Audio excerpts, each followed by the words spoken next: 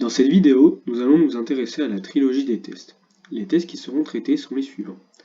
Dans un premier temps, nous verrons le test LR, puis WOLD et enfin LM. Par la suite, nous vous présenterons une application sur le logiciel SAS qui illustrera ces trois tests. Les tests étudiés sont fondés sur les méthodes d'estimation du maximum de vraisemblance. L'estimateur du maximum de vraisemblance est obtenu en maximisant la fonction de log vraisemblance. Nous aurons systématiquement deux hypothèses. L'hypothèse nulle, qui impose des contraintes aux paramètres, contre l'hypothèse alternative où au moins une de ces contraintes n'est pas vérifiée. Pour la prise de décision, soit rejet de H0, soit non-rejet de H0, nous nous référons à la zone de rejet qui compare la statistique de test à une certaine valeur critique. La p-value étant le seuil à partir duquel nous allons rejeter l'hypothèse nulle. Deux erreurs peuvent être produites au cours d'un test statistique.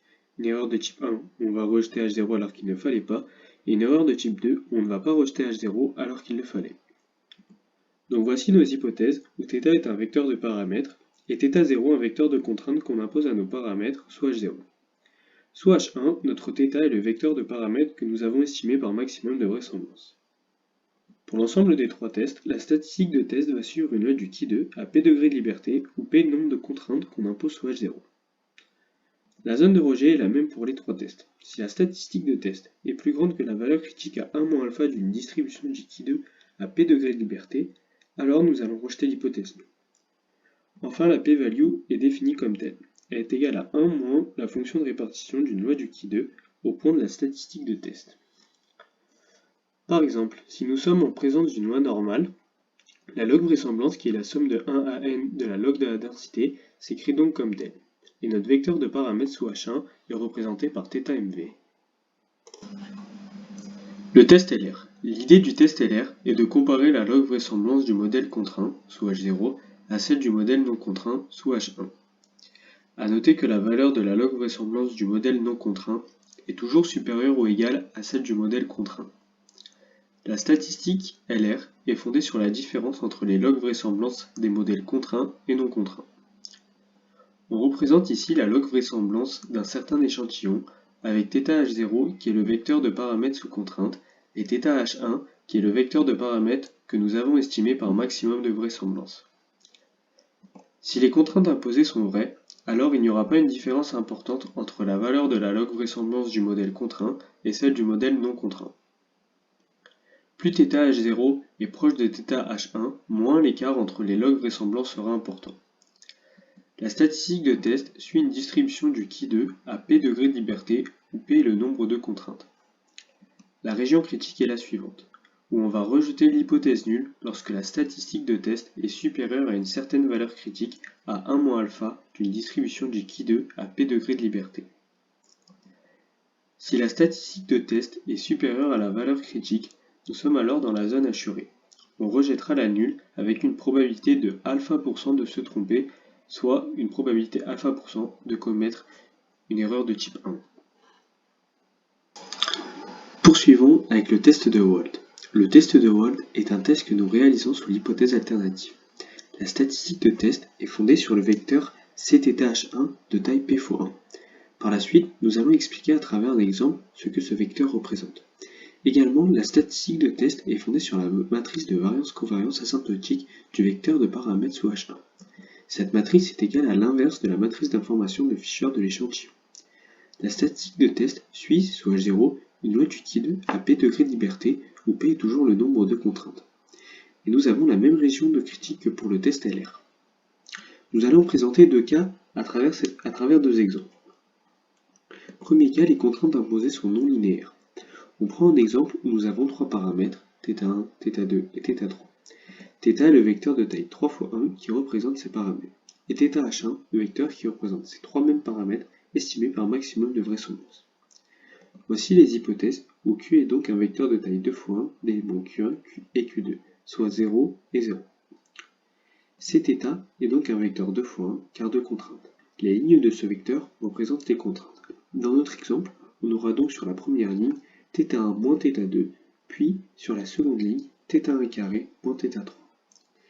C'est le même principe pour cθh1, sauf que les paramètres θ1, θ2 et θ3 sont les estimateurs du maximum de vraisemblance. Ainsi, la dérivée de cθh1 par rapport à notre vecteur θ sera une matrice P fois K, soit, dans notre exemple 2 fois 3.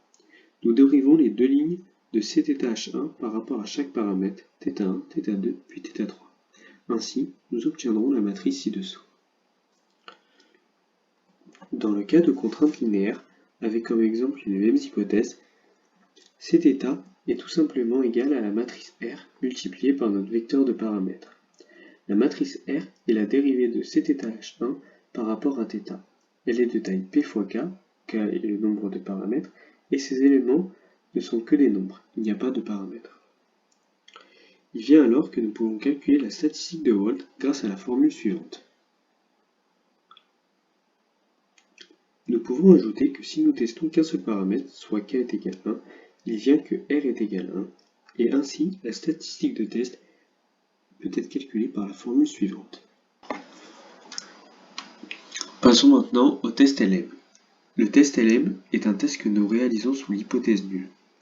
La statistique de test est fondée sur le score de l'échantillon ainsi que sur la variance asymptotique évaluée sous les contraintes de H0. L'idée est qu'on va se servir du score de l'échantillon du modèle non contraint que nous allons évaluer sous le modèle contraint, c'est-à-dire sous θH0. Si les contraintes sont valides, θH0 sera proche de θH1. Nous pouvons mesurer cette proximité en calculant le score du modèle non contraint sous θH0. S'il est presque nul, on a bien θH0 qui est proche de θH1 et donc une statistique de test qui est petite. Sous H0, la statistique de test suit un Qui2 à P degrés de liberté, où P est toujours le nombre de contraintes. Et la zone de rejet est la même que les autres tests. Nous allons rejeter l'hypothèse nulle si la statistique de test est supérieure à une certaine valeur critique à 1 moins alpha d'une distribution du Qui2 à P degrés de liberté. Nous allons maintenant illustrer nos propos de manière plus concrète grâce à une application numérique réalisée avec le logiciel SAS. Nous simulons un échantillon de 200 individus qui suit une loi normale d'espérance égale à 2 et de variance unitaire. Nous rappelons la log vraisemblance obtenue à partir de la fonction de densité de la loi normale, ainsi que son gradient, qui nous seront utiles pour cette application. En posant le gradient égal à 0, nous résolvons donc notre système et obtenons grâce à SAS les estimations suivantes. Environ 2,097 pour l'espérance et 0,734 pour la variance. Sous l'hypothèse nulle, on suppose que nos paramètres mu et σ2 sont égaux aux valeurs théoriques, respectivement 2 et 1. Sous l'hypothèse alternative, notre vecteur de paramètres θh1 prend comme valeur les estimations de nos deux paramètres. Nous allons alors tester si l'hypothèse alternative est significativement différente de l'hypothèse nulle avec un niveau de risque à 5%. Calculons la statistique de test LR.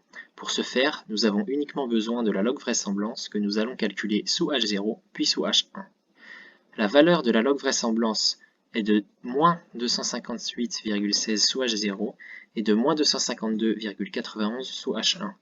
Nous appliquons la formule de la statistique LR et trouvons 10,50 comme valeur.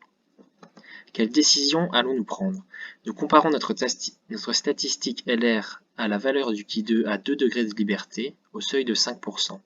10,50 étant supérieur à 5,99, notre statistique LR se trouve dans la région critique. Nous rejetons donc l'hypothèse nulle. Intéressons-nous maintenant au test de Wald. Nos contraintes sont ici linéaires, donc on peut poser la statistique de Wald égale à la formule suivante.